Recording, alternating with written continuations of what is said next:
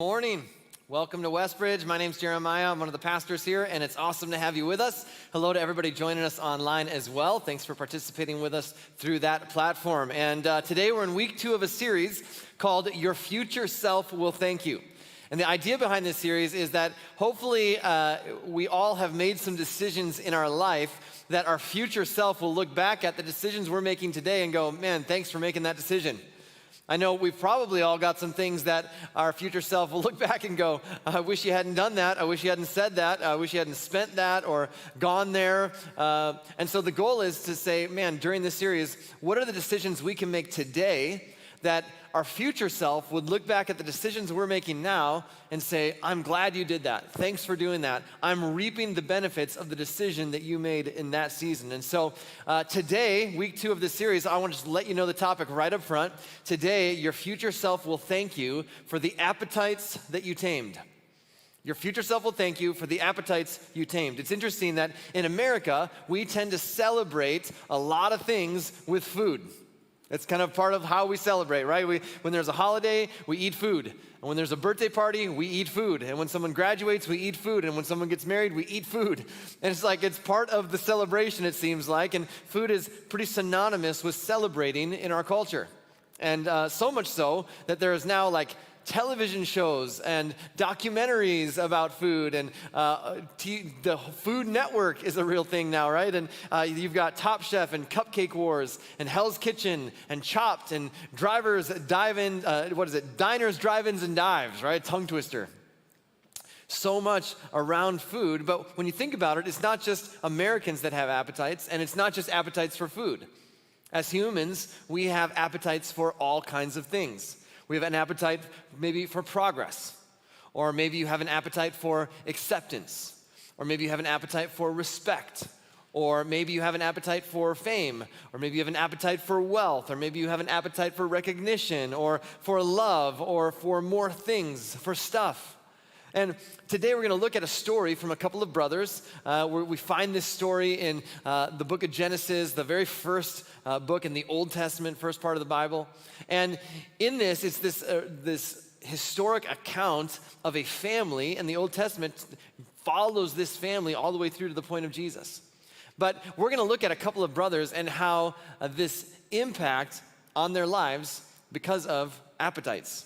And the first thing we need to understand is this. Number one, God gave us appetites. And so when we talk about appetites, I think it's important to recognize that comes from God. Like the reason that we have desire to do things is because God placed that within us. Appetites are a very natural and normal part of our lives. Think about this. Going back to the start of creation, He created our desire for food. That's a God-given thing, that you desire food, that you have that appetite. He created in us a desire for companionship. That's a God-given appetite. He created in us the desire to drive and to succeed and to accomplish things and to acquire. And those things are within us because they're a part of the image of God within us. God gave us the desire to create, the desire to build things. That's all a part of God's image in us. So appetites are a good thing. The desires that we have move us forward. And without appetites, we wouldn't be able to accomplish the things that we accomplish. But there's something that we need to know when it comes to appetites. If appetites aren't managed, they become destructive. If appetites aren't somewhere along the way tamed, if they're not controlled, if they're not managed in some way, then they oftentimes become destructive. And we don't even need a Bible verse to tell us that. Our own experience probably bears that out. That maybe you had something that was an appetite for you, and you realized the more you pursued that, it actually became destructive in your life. We can look at our own lives and we recognize very quickly that if our appetites get out of control, they can actually cause harm. They can actually cause, for some of us, regret.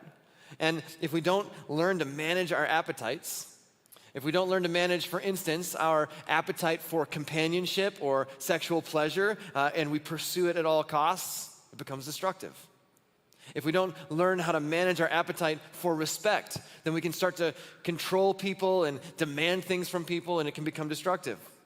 If we don't learn to manage our appetite for money and stuff, then we can push ourselves and exhaust ourselves and work harder than we should and try to find our identity in that. It can become destructive.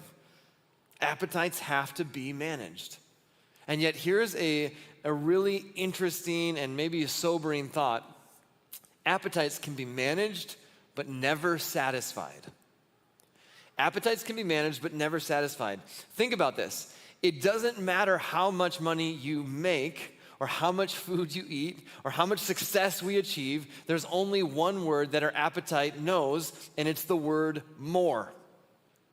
Appetites are never fully and finally satisfied. And yet we all think there is someone or something or some sort of achievement, some sort of recognition. If I could just achieve this, if I could just acquire this, if I could just accumulate this, if I could just reach this level at my job, if only this relationship worked out, if we just had this house, or if we lived there, or if we had this car, or maybe some type of status that will finally make us feel like we've arrived. But we'll never arrive because the appetite only knows the word more. It always wants more. Think about it this way. How many times I remember as a kid going to Thanksgiving every year at my grandparents' house. And we'd push away from the table every year at Thanksgiving. You would probably do the same thing, right? And you're just like, oh. And you didn't need that third helping, but it's Thanksgiving. And that's the excuse. And everybody pushes away from the table. And I remember my grandpa and my dad and my uncles, and everybody would be like, oh, I'm stuffed. I can't eat another bite, right? And everybody go sit on the couch and watch football and fall asleep. And like, yeah, I can't eat another bite. I don't know if I could ever eat again. What are you doing 3 hours later? You're making a turkey sandwich, because that's what you do on Thanksgiving. Everybody's like, oh, where's the leftover turkey, right? And you're pulling out the leftover rolls, and you're making the turkey sandwich in the afternoon. Same is true with stuff. When I first bought my 1988 Chevy Celebrity, sweet car. Didn't think I would ever need another car again. Loved that thing, man. Bench seats front and back. Could fit 6 people in that car, and it was big. Like the front end arrived a couple of hours before the rest of me. And then I realized they make cars that start every time. It's amazing. Same thing is true with sex. Nobody has sex and goes, that's pretty good. I'm good. Never want to do that again. No one's satisfied. It's true with achievement and progress. My first job, I was 13, was corn detasseling. That's where you go into a cornfield at 6 in the morning and you just start, and you just walk down a row and you pull the top out of the corn. Did that when I was 13. When I was 14, I upgraded. 14 and 15, I worked as a janitor. I was like, all right, I'm moving up in the world. When I turned 16, I got a job at a hospital. And I was just doing busy work and answering phones and typing birth certificates and discharging patients and just a bunch of busy work. And then I was like, oh man, as I got older, I was like, man, I want to keep moving up in the world, right? So I became a pastor. Same thing is true of acceptance. We have an appetite for acceptance. And so I thought this would hopefully end in middle school or maybe high school, right? But here I am in my very, very early 40s. And I realize I still have this appetite for acceptance, and I still find myself comparing myself to other people and wanting to be accepted and wanting to be liked. What is that? It's an appetite. And no matter how much you're accepted, no matter how much you liked, there's an appetite for more. Same thing is true of success. Whenever you win something, whenever you accomplish something, you never think to yourself, that's great, I never have to win ever again. I'm great. I'm so glad that we won. I'm so glad that we accomplished. I think I'm good. I never need that feeling ever again. There's something in us that wants to keep winning and keep succeeding. There's something in us when it comes to appetites that always wants more. And that's not bad. In many ways, that is a reflection of God in us. Progress is a good thing. Being productive is a good thing. Taking on responsibility is a good thing, right? God created these appetites. But here's the reality. If they are not managed, if they're not tamed, if they're not controlled, then they can become very destructive. They can actually start to control us. And all of us understand that. And yet, all of us know appetites are very, very difficult to control. And here's why. Appetites always whisper now, never later. Appetites always whisper now, never later. Appetites always focus our minds on what is right here in front of us. We get very narrow-minded. We get tunnel vision when we have an appetite because we want this right here, and we forget to take into consideration the context of later. Everything else becomes blurred. What we see is what we're emotionally attached to that's right in front of us. We see now and we forget about later because appetites always whisper now, never later. And here's why this is such an important topic for us today, because your responses to your appetites will have an impact on your future. How you respond to your appetite today will have an impact on your future. It'll have an impact on tomorrow. It'll have an impact on whether or not your future self will thank you. Now, here's what I can tell you. Regardless of where you've been in the past, God wants you to start today and move forward and make wise decisions now. But how you handle appetites will impact whether or not you experience some regrets down the road, or whether or not your future self will thank you. And I want to spend the rest of our time together looking at this story from a couple of brothers who really illustrates this point so well. And I'll let you know right up front, this isn't a super feel-good story. It doesn't have a really great happily ever after necessarily. This isn't a story filled with bunnies or smiley faces or cotton candy or unicorns. This one is just a really practical story. But the reason we're going to look at this is because it holds a valuable lesson for each of us as it relates to our appetites. And the story we're going to look at involves an entire family, but really centers around these two brothers, and their names are Jacob and Esau. Now, Jacob and Esau are twin brothers, but Esau was born a few minutes before Jacob, and so Esau is the firstborn. He's the oldest, and then Jacob is the younger of the two brothers. And here's what we know about them. In Genesis, this is compiled thousands of years ago, and it's the story. Genesis, the first 5 books of the scriptures, are compiled by Moses and put together, and tells us the story of the nation of Israel. And so he writes this: as the boys grew up, Esau became a skillful hunter. He was an outdoorsman, but Jacob had a quiet temperament, preferring to stay at home. Isaac, who was their dad, loved Esau because he enjoyed eating the wild game Esau brought home. But Rebekah, who was their mom, loved Jacob. Now, side note, just as a parenting strategy, I think it's really not a good idea to pick favorite kids.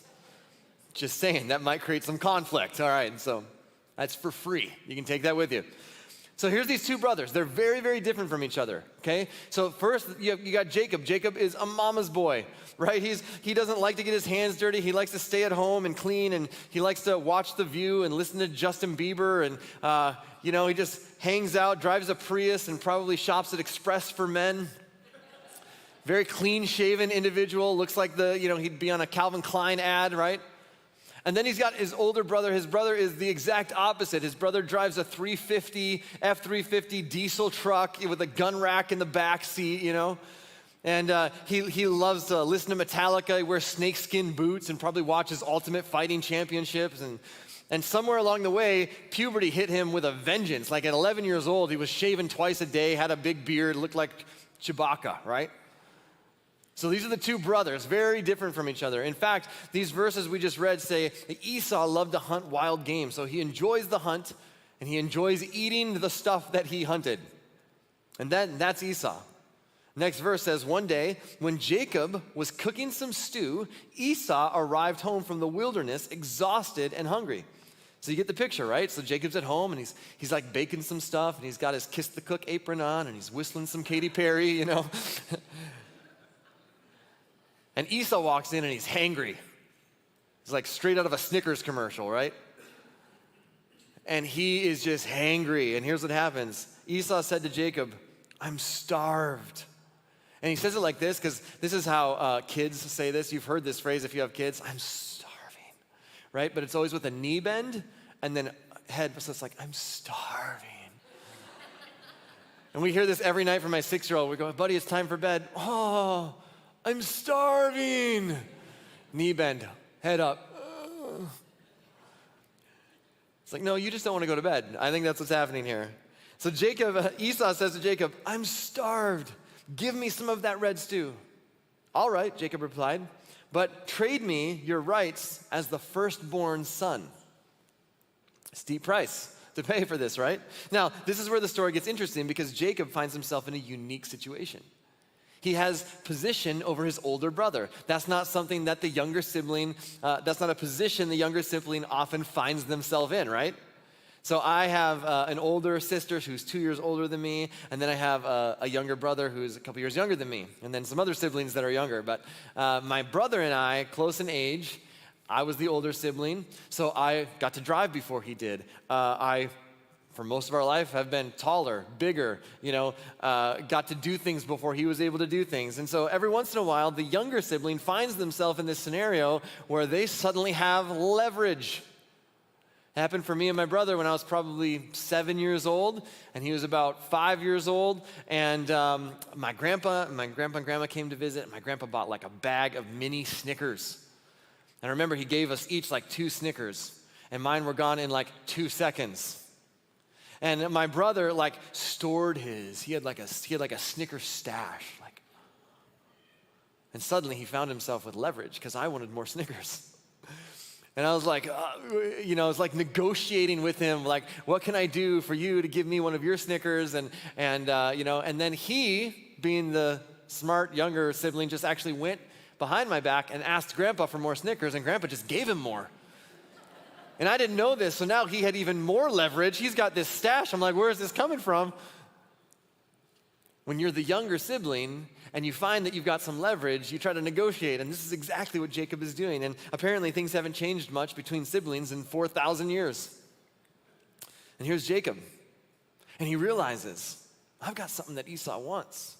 He wants this bowl of stew, and he goes, all right, I'll give you this bowl of stew. All you have to do is trade me your rights as the firstborn son. Let's get a notary public out here. You just sign that over to me, and we'll be good to go. And you can eat this stew. And if you understand anything about this birthright in this culture, this is a really, really big deal. And you got to think this is a joke. Like, no way Esau's going to go for this, right? For a bowl of stew to trade his birthright? And really the only thing that we have that kind of compares to it in our culture is like the royal family, right, from the United Kingdom. And you think about that and you go, well, here's how this works. Prince William is in line to become the next king in the monarchy because he was born first and not Prince Harry. And that's just the way it goes. That's really the only thing that we have in our culture that really compares. But in ancient Near East culture, same thing. The oldest son was given the birthright from the father, and this is what it included. It included 3 things. First, it included finances, wealth. The firstborn and the rights that came with that would give the firstborn son 2 to 3 times the inheritance that anybody else got. And Isaac was very wealthy. And so here, Esau stood to gain 2 or 3 times the amount of inheritance than his brother Jacob. The second thing was influence. When you become when you're the firstborn and it passes on to you and you become the patriarch of the family, then you become the one who makes decisions for the family. And if there's ever a disagreement, if there's ever tension, you become the judge. And the rest of the family does what you say. It's your call. And you have tons of influence. And the third is blessing. They believed that the birthright, that God's blessing would pass on to the firstborn son. So think about this. This is a really big deal. Your future, your financial standing, your influence, the blessing of God in your life is all attached to this birthright. And Jacob says to Esau, you want this bowl of stew? Just trade me your birthright. And it's kind of this crazy proposition. It's like if you saw a house that was for sale for $1 million and you're like, let's just offer them 100 and see if they take it. It's like no one's going to sell $1 million mansion for $100, right? It's like it'll never happen. But this is like Jacob like floats this proposition to Esau, and here's what happens. Look, I'm dying of starvation, said Esau. What good is my birthright to me now? What good is my birth? I'm starving, right? I'm dying here. I'm going to die if I don't eat soon, right? And I can remember when I was a teenager, I think I ate 6 or 7 times a day. I'm sure my parents loved it. And anybody who is a teenage guy, or if you have teenage boys, you know that they basically have 2 modes, right? And it's like sleeping and eating. This is what they do. And they eat, when they in eat mode, they eat anything. They're like goats. They would eat a can if you gave it to them, It's like, slow down. And this is Esau. And he's like, I'm starving to death. I'm starving to death. If you can, by the way, if you can walk into the house and declare that you're starving to death, you're not starving to death. But that's how he felt in that moment. And you know why he felt like that? Because that's the power of an appetite. Appetites always whisper now and not later. Appetites get us to focus on this. I need this, I need this, I need this, and we can't see the context of later because we're so emotionally attached to what I need now. And what's interesting is that oftentimes what's good for me now isn't good for me later. Often what's best for me now in my own feeling and my own emotions is not what's good for me ultimately. That's the power of an appetite. And we look at Esau, and he's willing to give up his birthright for a bowl of stew. And we think, are you kidding? Who would do that? Why, what are you thinking? Why would you do that? And the answer is that he is thinking about now, and he is not thinking about later. And the story continues, but Jacob said, first, you must swear that your birthright is mine. He's like, let's make this thing official, okay? I don't want your word. I want you to swear an oath. And so Esau swore an oath, thereby selling all his rights as the firstborn son to his brother Jacob. That doesn't seem real, does it? Like, who does that? There is no way that he could have realized what was taking place. No way he could realize the weight of that decision and what he was actually giving up. And I think that if we could go back in time, if our future self could go back 4,000 years and talk to Esau, you know what I think we'd do? I think that we would tap Esau on the shoulder. And I think we'd say, Esau, what are you doing? Think about this for a second. Be careful. There's a lot at stake here. I know that you're hungry. I know that you think you're starving to death, but don't give up your birthright. Something's going to happen. Let me tell you what will happen. I've had the benefit of coming 4,000 years from the future and coming back to tell you, I've read stories about your family for the last 4,000 years. And let me tell you what's going to happen. Someone in your family is going to have a bunch of sons, and those sons are going to have large families, and their sons are going to have sons, and their daughters are going to have sons and daughters, and generation after generation until you become a nation. And when people are introduced to this nation and to the God of this nation, they're going to introduce the God of Abraham, Isaac, and Esau. That's going to be the name.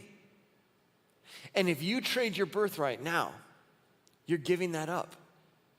You're giving up that heritage. If you take this stew, that all changes. And Esau, here's the deal. 2,000 years from now, God is going to send someone into the world. He's going to send his son into the world in human form. And God promised your grandfather, Abraham, that through your descendants, that through your family line, he was going to bless the entire world, that all the nations of the world would be blessed because of you and your family. That's the promise that God made to your grandfather, Abraham. And when that takes place, and when that finally happens, there's going to be a guy named Matthew, and he's going to write about it. He's a follower of Jesus, and he's going to write about this history, and he's going to start with the genealogy, and he's going to start with your family line, and he's going to say that this Messiah, this promised one, the fulfillment of that promise came through Abraham, Isaac, and Esau. But if you do this one decision in the now has the potential to rob you of all of that. Do you really want to trade all this for that one bowl of stew? And unfortunately, nobody was there to provide the context for Esau and to help him understand the consequences of his decision, because appetites always whisper now, never later. We can only see what's in front of us at the moment. Everything else gets blurred, and we get so focused in, we get so zeroed in on that one thing that we lose sight of the bigger context. Here's what ends up happening. Then Jacob gave Esau some bread and lentil stew, and Esau ate the meal, then got up and left. He showed contempt for his rights as the firstborn. Isn't that crazy? What a deal. This wasn't a lifetime supply of stew even. This wasn't like truckloads of stew are going to show up at your tent every day for the rest of your life. This is one bowl of stew. And for one bowl of stew, he traded his entire financial future. He traded his influence, and he traded the blessing of God in his life for one bowl of stew. Who would do that? Who would make that deal? Who would make that kind of trade? Who would trade away their future success or future finances or future respect or their future hopes and dreams for one bowl of stew? You would. And I would if it was the right bowl of stew. See, all of us have the exact same inclination to give in to our appetites as Esau did. We just have a different bowl of stew. The bowl of stew just looks a lot different today, which this is why someone would risk the family that they've had for 15 years and all that that entails for a relationship with a coworker that lasts 2 months. Because appetites whisper now, never later. It's why someone with adequate income will shipwreck their financial security by buying more and more and more stuff. Because appetites whisper now, never later. And every single one of us, if we are honest with ourselves, we have the propensity to give up something as big as a birthright. Something that is down the road, a future hope and a future dream and influence and resources and God's blessing in our life because something is whispering to us now in the moment. Because appetites always whisper now, never later. And the reason we find it so difficult to manage our appetites is because somewhere inside we are emotionally attached to the now. And somewhere our brain deceives us and we start to believe that whatever this thing is now will actually bring us happiness. It will bring us satisfaction. It will satisfy that craving, that thing that we're longing for. And our brains lie to us and they tell us that thing in the now, it's gonna feel better than you know it will. It's gonna last longer than you know it will. It's gonna be good. It's gonna satisfy. And then it happens. And we make that decision and we go down that path and we say yes to that invitation. We spend that money. We make the decision to sacrifice later for now. And we regret it. We're terrible predictors of our emotional future. We tell ourselves, this night, this website, this car, this house, this relationship, this decision, this particular financial decision, it's going to ultimately satisfy when in reality it never can. And we are absolutely terrible at predicting how strongly we will feel about how something is going to make us feel, about how long it will last. And that's why we give into our appetites. That's why we go down the wrong paths. It's emotional for us. And our vision gets blurred and we begin to focus on the now and we lose context of the later. And you have no idea what's at stake when you fail to manage your appetites. You don't know what God wants to do, what the weight of what hangs in the balance of your decision to manage your appetites and to manage now versus later. So, I'm begging you, don't risk your family. Don't risk your financial future. Don't risk your relationship with your kids. Don't risk your influence or your reputation. Look at Esau's legacy. As we read through the scriptures, Esau, the story of Esau comes up again and again. In Exodus, it ends and it says this: God said to Moses, I am the God of your father, the God of Abraham, the God of Isaac, and the God of Jacob. That's how God is known now throughout the scriptures, is the God of Abraham, Isaac, and Jacob. Esau kind of disappears off the pages of history, except he's brought up again in Matthew. And Matthew is recording for us. He's one of Jesus' followers. And he starts out and he says, Abraham was the father of Isaac, and Isaac was the father of Jacob, and Jacob was the father of Judah and his brothers. And the prophecy is that Jesus would come through their family line and from the tribe of Judah. And Esau isn't even mentioned. The only other place he comes up is in Hebrews. Somebody writes this: make sure no one is immoral or godless like Esau. Like, that's great. He's the bad example. That's what you want to be, the sermon illustration of a bad example. Make sure no one is immoral or godless like Esau, who traded his birthright as the firstborn son for a single meal.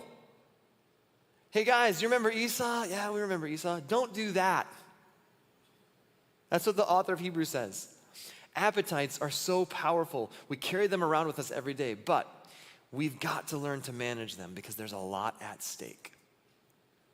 I could give you the names of hundreds of people who lost a job, lost a marriage, lost relationship with kids, lost influence, lost reputation, lost money because of an appetite that they failed to control. An appetite that they failed to tame, an appetite that they failed to manage. And it's not that the appetite itself is bad, it's that appetites left unchecked can become very destructive in our lives. And every single day, you and I will be offered a bowl of stew. Every single day, we're offered things that are whispering to us, hey, right here. Just, this will satisfy. Don't worry about later. Just experience this now. Just experience this now. You'll like this. This is good. And the reality is, it'll be very difficult some days. Some days are easier for us. Some days are more difficult. And so here's my practical help for us today. In order to tame them, we must reframe them. See what I did there? That rhymed. I was really proud of that. I worked really hard on that. In order to tame them, we must reframe them. What do I want to be 1 year from now? Here's how we look at our life. And when our appetite whispers now, it causes us to narrow our focus and blur our vision, and all we see is we get tunnel vision. What if we could reframe it in the context of something bigger? There used to be a little gag that they used to do on the Conan O'Brien show where they would zoom in on a picture, and it would be so far zoomed in that you couldn't even tell it what it was. And then people would try to guess, what is the thing that this is a picture of? And it would be like, it looks like green hair. I don't know. Is that somebody with their hair dyed green, right? And it's like someone's hair is like this long. And then they would zoom out and you'd go, oh, it's actually not that long. It looks like grass. That's someone's yard. Okay, I realize that's what it is. That's my guess. It's yard. Then they'd zoom out again and you go, oh, it's a tennis ball. That's how zoomed in we were. It was the fuzz on a tennis ball that I thought was somebody with their hair dyed green. And they would do different pictures like that and add funny stuff in. And that's what happens to us. It's like once you see the whole picture, then you realize, you're like, oh, that's not someone with their hair dyed green. It's not even someone's yard. It's a tennis ball. Now I can see the whole thing clearly, and now it makes a lot more sense. And this is what happens to us in the context of appetites, is that our appetites, we're zoomed in so far, our vision gets blurred on later, and suddenly all we can see is whatever we are emotionally attached to in the moment. And instead, we've got to reframe it, and we've got to pull out, we've got to go, okay, what does this look like 10 years from now? Let me see the whole picture clearly. Maybe that's not the best decision as it relates to the next 10 years of my life, or the next 30 years of my life, or where I actually want my life to go. Maybe that's not the best decision. And so we've got to reframe it. We've got to understand the context. In light of the whole picture, what do I want my relationship with my kids to look like 10 years from now? Because right now it's saying you can make a lot more money if you just work a little harder. You just got to work on Saturdays. You just got to work on the weekends. It's okay. I mean, your financial future is going to pay off. Man, that's whispering now. But what do I want my relationship with my kids to look like? I think that might sacrifice that. Man, don't worry about this relationship with that person. I mean, it's exciting. It'll fulfill you. It'll satisfy you. Yeah, but this is what I want my marriage to look like. You can buy that. It's not that big of a deal. You deserve it. Enjoy it. Yeah, but when I recognize and look at my whole financial picture, this is what I want it to look like. These are what my future hopes and dreams are. And if anything in the now has the potential to rob you of your future hopes and dreams, then it's not worth it. That's your bowl of stew. What is it that thing that right now is whispering to you? And it's promising you that it's going to satisfy you. And it's promising you that it's going to last longer and be better than you realize. That's your bowl of stew. Or maybe this. What is that thing that you know you're trying to talk yourself into? And wisdom is just gnawing at you. And it's just like, and you're like, go away, wisdom. I want this right now. And wisdom's going, that's not a good idea. And your appetite's going, no, come on. And you're trying to talk yourself into it because you know if I pull out and see the big picture, I know that's not the wise decision. What is that? That's your bowl of stew. So where do you want to be in your life down the road? If that bowl of stew has the potential to rob you of your future hopes and dreams, then it's not worth it. It will cost you more than you ever realized. Name that appetite, reframe it, bring context to it, and that will allow you to manage and tame those appetites. Ultimately, there's only one thing that brings satisfaction. At the end of the day, at the end of all of it, the reason we're so emotionally attached to those things in the moment is because we've deceived ourselves to believe that will satisfy us, and then it doesn't. And then one more, and then it doesn't, and one more, and then it doesn't. Because at the end of the day, you and I were created to find our satisfaction in one thing and one thing only. You and I, we were created by God and for God, and until we acknowledge that and admit that, life will never really make sense. Life will be one empty pursuit after another. It'll never leave us fully and finally satisfied. You were created, and I was created to exist in loving community with God and with one another. And every one of us, from the first human beings to every one of us today, at some point said, God, thanks, but no thanks. Gonna live life my own way. And it caused brokenness between us and God and us and each other. And as human beings, what we've been doing is we've been trying to pursue appetites to fill that emptiness ever since. And nothing ever fully and finally satisfies because it's not what we were created for. We were created by God and for God. We were created to find our satisfaction, to find our fulfillment, to find our identity, our security in God and in God alone. And so at the right time in human history, God sent Jesus into this world so that we could experience life to the fullest, a life that truly satisfies. And he came to earth to show us what that looks like and to express his love. And in the ultimate expression of love, he allowed himself to be put to death. His body was laid in a tomb, and according to multiple eyewitness accounts, he rose from the dead. And here's what that means.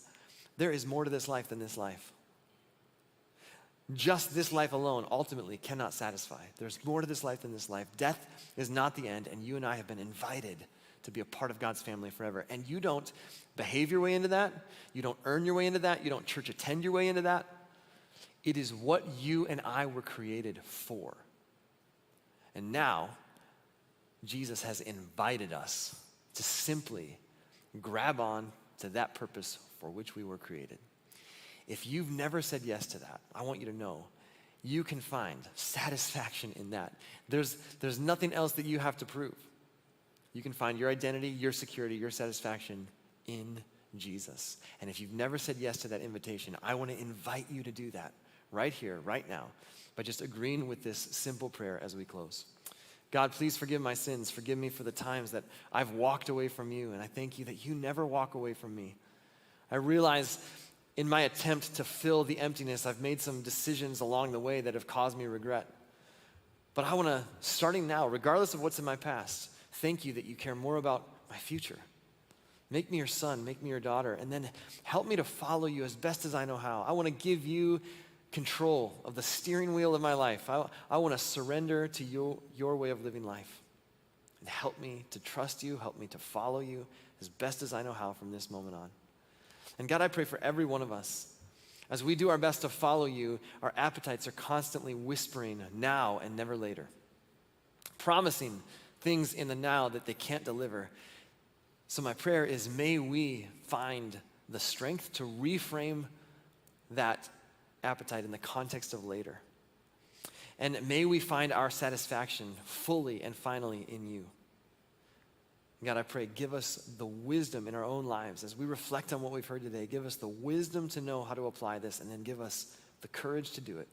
In Jesus' name, amen.